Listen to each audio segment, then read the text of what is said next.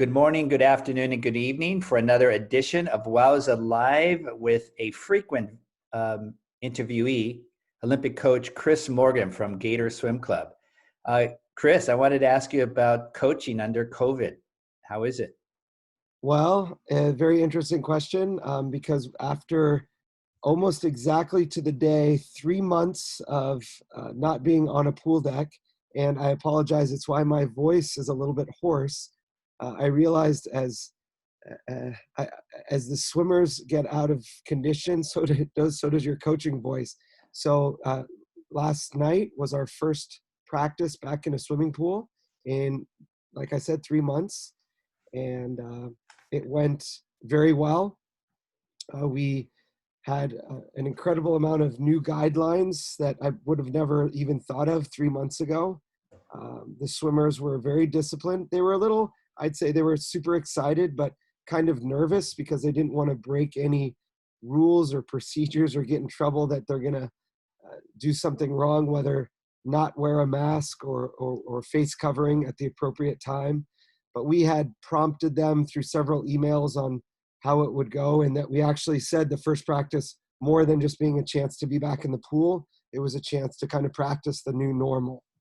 So our athletes were in all different stages of conditioning. Before that, can you explain what this new normal is? What were some of the regulations? What were all of the regulations that you had to follow? Yeah, all pools and communities have their own sort of, in Massachusetts, it basically was driven by the governor on how many people we could have in a certain area. So our number was, well, the number we agreed upon with the facility and meeting again all the guidelines of our governor here in Massachusetts was 12 athletes and 2 coaches at a time. So in order for us, And this is in an indoor pool, correct? Correct. So interesting question too. We could save that for a whole nother WOWSA Live. Indoor conditions are actually very, I would say, a little more strict than outdoor at the moment. I'm not a virologist, so I couldn't tell you why, but understandably with the air circulation. So we were 12 athletes, and the way we did it is as the athletes entered the facility, we have a really good relationship with the pool. So we had gone back and forth in some emails with the ownership of the facility and the manager of the facility and our staff on, coming up with these guidelines that I'm explaining. But the athletes came in, face coverings on. We took their temperature with a touchless temperature thermometer, just waved it in front of their forehead. They handed in their waiver that they were if they were under 18, which most of them are, their parents signed just that they understood that they had to meet the COVID-19 guidelines. You can't say rules or law, right? Yet. Took their temperature. Everyone passed. I can't tell you the exact number, but we had 8 45-minute workouts last night. They marched in one at a time. They had a chair, or we placed chairs at every lane. So in 6 lanes, that allowed us to have 6 chairs on one side of the pool, 6 chairs, similar to how you'd have chairs for timing or at a swim meet. Yes. That was their station. They put their bag down, took their face mask off, sat at their lane, and started the workout. And every workout was the same. They kind of knew what they were doing. So it was a lot of continuous swimming. I could even share with you the exact workout they did. It might be interesting for other coaches to have a good idea on how to, because we didn't want to do a lot of talking. We wanted them to be able to, we said that the theme was enjoy the water again. And the theme, I kind of stole it from another coach, but I'll claim it as my own. The theme was the pool is half full. And what I meant was, you always think of a glass as half full or half empty. Well, we wanted to be optimistic. So the pool was half full. Got it. And so that's, and they swam for about exactly 40 minutes.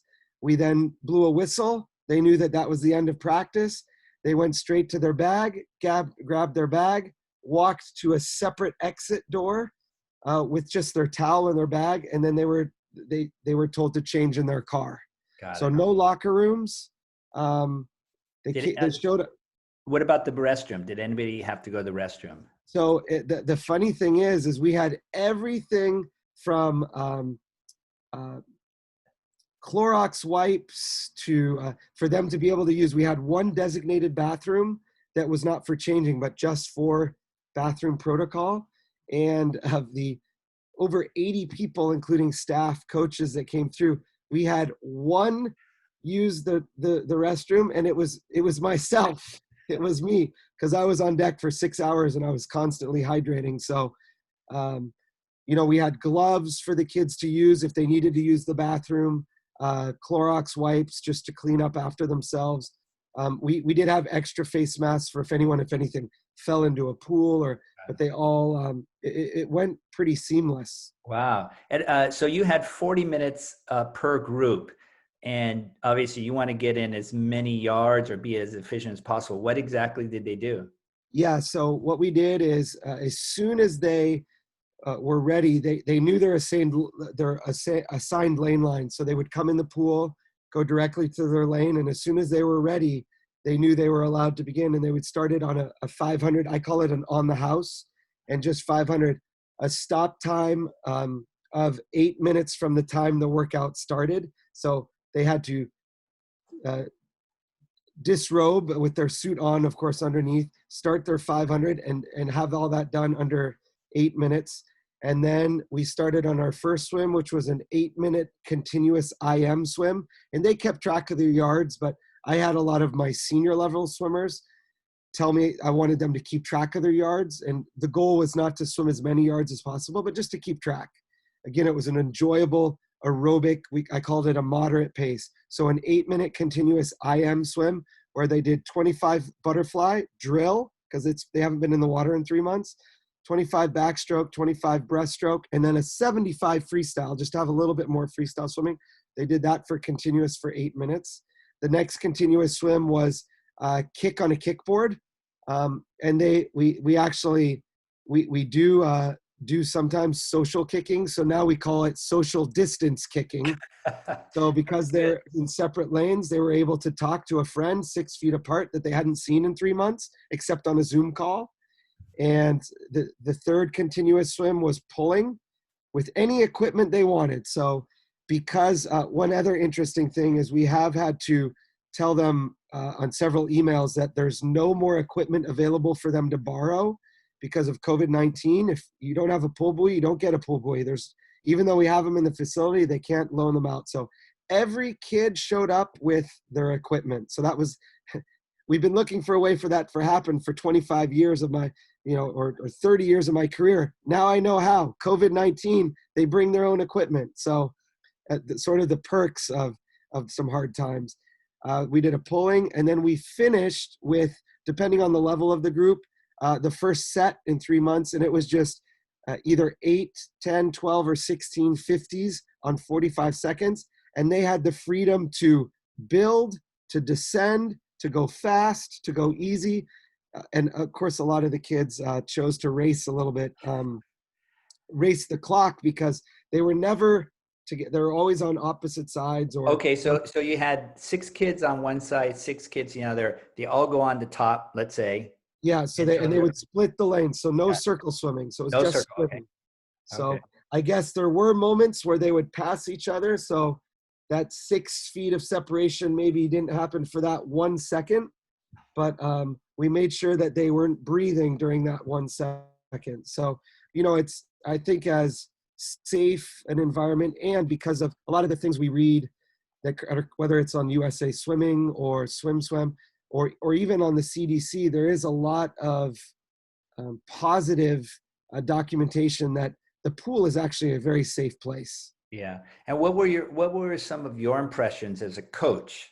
What are the things that went well? What are the things that didn't go so well? You're going to change, and also from the kids' perspective. As far as the COVID-19. Yeah. These new guidelines. Well, I tell you, when they first came in, they were very excited, but they really looked almost a little nervous, like they weren't sure. So that's one thing that I had anticipated. So we made it a real light. We were cracking jokes, and and having a lot of fun. You know, they were amazing. I was really impressed with the team on how they did. And, you know, a lot of kids have educated themselves during this time. The one thing that I think will be challenging for coaches and anyone who listens to this, you know, feel free also to reach out to myself or Steve, because we have, you know, some good things, but we're going to be working like dogs to get these kids in the pool because the numbers are so low. So the thing as a coach you have to play with is, do I want to have condensed workout times to get more swimmers in the pool? Or do I want to have longer workout times and have more days through the week? Maybe coaches who coached Monday through Saturday have to consider Sunday as an option. I think now that we're into summer and most kids are out of school, morning workouts should definitely be, and maybe, you know, not the early 5 a.m. or 6 a.m., but maybe we think about training from, you know, 7 to 10 a.m. as an option. So it's going to be really, we are no longer swim coaches. We are now we have to master the schedules. We have to be nurses and take temperatures, touchless, of course. You can find them at CVS. I found one. It's great. They're not that expensive. They work really well. I took about 85 kids' temperatures yesterday. So we have to really start to think about things that we were not doing 3 months ago as coaches, and being okay with it. You know, telling kids that it's okay for them to take a bathroom break and that it's safe to use the bathroom. You know, I had a few kids that you can tell, like, do you need to go to the bathroom? No, I'm okay. So things like that, probably a lot of things that after one experience. And also, one thing that we did have a little bit of a challenge with in our national group was they were so excited to see each other. We saw a little bit after they were leaving and the next group was coming in a little bit, hey, you guys got to be 6 feet apart, and just making sure that they constantly remember that this is not over. You know, we have to stay diligent, you know, we have to be strict and continue to understand that, you know, the social distancing will help so that we can be 16 kids in the pool and 18 kids in the pool. And, you know, once we get to the point where, whether it's because of a vaccine or the people that make the decisions decide that we can be, you know, back to more of a normal. But I think the new normal is still, we're at the beginning of the new normal, and the new normal is, you know, and I coached in a mask. I will admit it wasn't for 6 hours straight, because I found I had to remove my mask once in a while just to give instructions. But I was, you know, clearly I wasn't within 12 to 18 feet or even 18 feet of my athletes. So to give the instructions, I would remove my mask, put it back on. Same thing with my colleague. So yeah, a lot that I'm still going to have to learn. Yeah. And the performance of your athletes who've been out of the water for 3 months, was there a range? How did you? Definitely. So we've been doing, as I spoke to this audience on a previous WOWSA, it really introduced a lot of, especially my top national group and my top senior group, to open water swimming. They were all at the practice. In fact, the irony is they had to schedule or reschedule some of their open water dates that they had together to come to the pool. So it was kind of funny. They're like, I can't come to swim practice because I have an open water practice. And of course they were a little bit joking, but those athletes certainly were in better shape. And actually I was surprised at what good a condition those that had chosen to be in the open water, and they surprised their own selves. One thing that was clear, I mean, I could see it, and my colleague could see it, is we've been doing 3 months, at least an average of 3 times a week, dry land Zoom practices. And you could see in the kids, and you know, our kids are all in bathing suits. You can see that their muscles have developed and that they look strong and fit. And even I had one athlete say, wow, coach, my turns, I haven't done a flip turn in 3 months. My turns feel better than before. I feel like I can push off the wall. So I think it's a combination of that athlete has rested for 3 months, but also he is stronger. Additionally, we do use, as I've spoke to on previous WOWSAs and other um, um, Zoom talks, is we have quite a few athletes who use Katsu Aqua and the Katsu Aqua bands. Those athletes that have also used open water, I honestly think that they're in better shape than they've been before COVID-19. So I think they've rested and recovered both mentally and physically, gotten themselves into a better condition because they were rested and were able to come to kind of a new level of conditioning. So I would say that I had 4 levels of athletes last night. I had those that were in incredible shape because they've used Katsu Aqua, the dry land, and the open water. They were my top performers last night. The next ones were those that have been doing some open water swimming and the Zoom workouts with our team. The third were those that did not have access to, I also didn't mention backyard pools. Quite a few of the athletes that have been in the open water have also been in some backyard pools. They were kind of in that second tier. The third tier was those that have been on the Zoom dry land only, and that's it. They didn't have access and didn't choose to swim in the open water because whether they just didn't think they'd like it, but still. And then I tell you what, I had some athletes that have not done anything for 3 months, and it showed. Yeah. And I think the inspiring thing is they saw themselves really far behind, and they mentioned it to their friends and like, wow, I wish I did what you did. Now I know. So as we go, I think I'll start to see some of those kids more on the Zoom practices, which we will continue. I'll see them more in the open water, and hopefully see them choose to do some of the other options we have as well.